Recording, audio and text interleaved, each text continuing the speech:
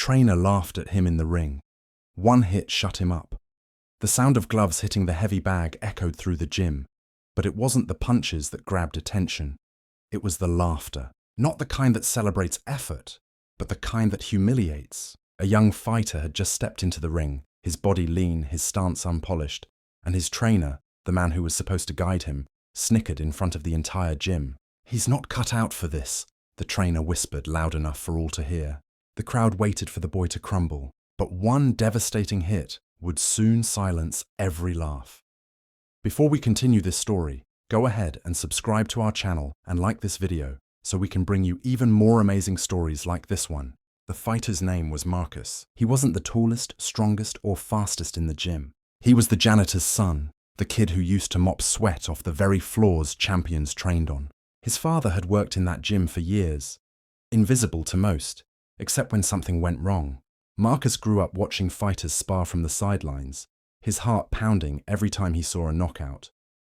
But dreams don't come cheap. His family could barely afford groceries, let alone professional training.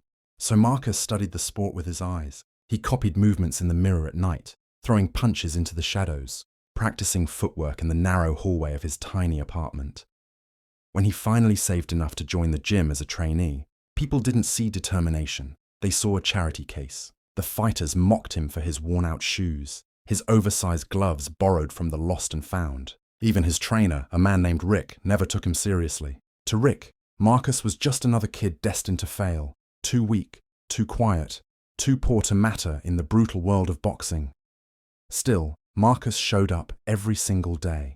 He ran laps until his legs burned, sparred with fighters who outweighed him, and refused to quit even when every punch left bruises. But the ridicule never stopped. The other fighters laughed. The trainer rolled his eyes, and whispers filled the room. Why is he even here? That was the world Marcus lived in. A world where no one believed in him, where every jab and cross was met with sneers instead of encouragement. Yet deep inside, Marcus carried something they couldn't see, a fire that had been building for years. One Friday evening, the gym was crowded. Big names were training, and visitors came to watch. The atmosphere was electric. Rick, the trainer, was showing off his star pupils, making jokes, commanding respect, acting like a king in his domain. Then Marcus entered. He tied his shoes quietly, pulled on his gloves, and stepped toward the ring. The crowd noticed him immediately, and laughter spread like wildfire. "The janitor's kid wants to fight," someone shouted. Rick smirked, not bothering to hide his amusement. "Marcus," he said loudly, "why don't you show us what you've got?" Step into the ring. It wasn't an invitation, it was a setup. Everyone knew Marcus was being thrown in to be embarrassed, to give the crowd a show. The opponent chosen for him was Tony, one of the gym's most promising amateurs. Taller, heavier, and far more experienced, Tony grinned as he put on his mouthguard. The bell rang. From the start, Marcus looked clumsy. His footwork was off, his guard shaky. Tony toyed with him, landing light jabs, circling around, laughing with every strike. The crowd joined in, clapping and jeering, their voices louder than Marcus's heartbeat.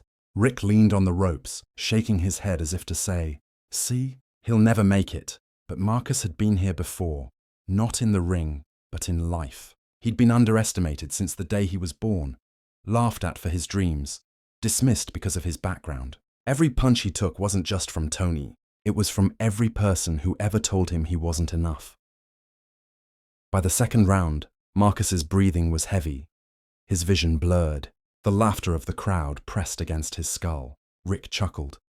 "You should have stuck to cleaning floors." The words pierced deeper than any jab, and something inside Marcus snapped. He remembered the nights he trained alone, punching until his knuckles bled. He remembered watching his father, bent and tired after long shifts, still smiling at him, telling him, "Son, don't let anyone decide your worth." The fire inside Marcus ignited. His stance shifted. Lower, sharper, more controlled. The smirk on Tony's face faded. Marcus started moving differently. He dodged a jab, slipped to the side, and countered with a clean shot to the body. The crowd went silent for a moment. Tony frowned, caught off guard. Then Marcus unleashed a flurry, quick, sharp, precise. His punches weren't wild anymore. They carried years of frustration, pain, and determination. Rick's smile disappeared. By the third round, Marcus was no longer the punching bag. He was the storm. Every punch landed with a thud that echoed through the gym. The laughter had stopped. The crowd now leaned forward, eyes wide, waiting for what would happen next. The moment came in the blink of an eye. Tony, desperate to regain control, threw a heavy right hook, aiming to end the fight. But Marcus had studied that move 1,000 times in the shadows of his bedroom mirror. He ducked under, shifted his weight, and unleashed a left hook with every ounce of strength he had. The punch connected squarely on Tony's jaw. The sound was sharp, final. Tony crumpled to the mat, his body motionless, his eyes dazed.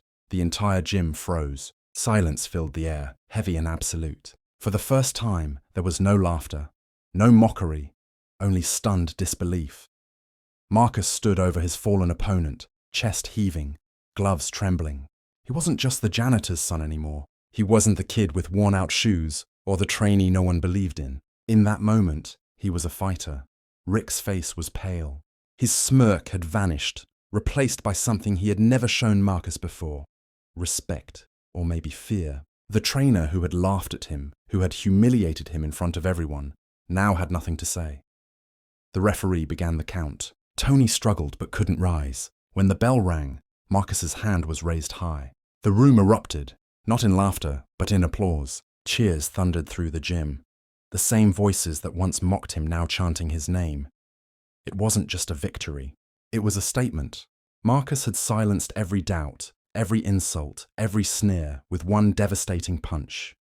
From that day on, the whispers in the gym changed. No longer was Marcus the janitor's son who didn't belong. He was the fighter who had knocked out one of the best. The respect he had fought for with sweat and sacrifice was finally his. But Marcus didn't stop there. He trained harder than ever, fueled not by anger, but by purpose. He knew there were countless others like him. Kids overlooked, underestimated, laughed at simply for daring to dream. Every time he stepped into the ring, he carried their voices, their struggles, their hope. Rick, humbled by the very boy he mocked, eventually offered to train him seriously. But Marcus never forgot the humiliation, the doubt, the loneliness. He accepted the guidance, but he trained with a fire that no coach could teach. Years later, when Marcus became a professional fighter, people told his story not as a tale of boxing, but as a lesson in resilience. They spoke about the boy who rose from ridicule to respect, who transformed laughter into silence with a single punch. And maybe that's the greatest victory of all. Because life will always have people who doubt you, who laugh at your dreams, who try to box you in with their limited vision of who you are. But sometimes all it takes is one moment, one act of courage, one hit, literal or metaphorical, to silence the noise. So the question is, when the world laughs at you, will you crumble under the weight of doubt? Or will you stand tall, swing back and prove them wrong?